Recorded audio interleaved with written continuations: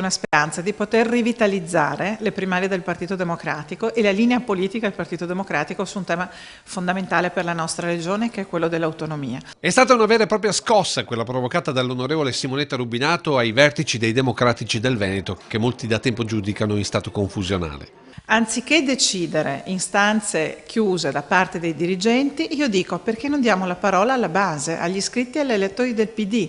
Fra un po' ci sarà il referendum sull'autonomia e il PD su questo sta balbettando. Un tema, l'autonomia, è diventato referendum proprio grazie ad una variazione della legge proposta dallo Rubinato, indignata per alcune dichiarazioni dei democratici. Qualcuno parla addirittura nel PD di un atto eversivo rispetto a un referendum ammesso dalla Corte Costituzionale. Rischia, sapendo di provocare vertici e poteri forti all'interno del PD, l'onorevole Rubinato, per alcuni più leghista che non di centrosinistra. Se io fossi leghista, sarei al governo della regione da molti anni e l'autonomia sarebbe già realtà.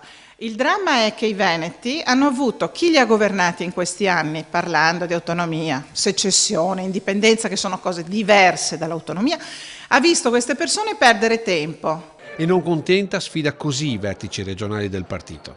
Perché siamo timidi oggi, quando invece potremmo essere noi a guidare, come dire, la battaglia per l'autonomia? Certo, se i veneti dicono fortemente sì all'autonomia, cambiano gli equilibri anche nazionali. Il governo, qualsiasi governo, anche quello che uscirà dopo le elezioni, dovrà ascoltare la voce del Veneto, ma dico di più, anche chi governa la regione dovrà ascoltare la regione dei Veneti che vuole più autonomia, perché a volte è proprio la regione a essere centralista all'interno della regione con i nostri comuni, i nostri enti locali.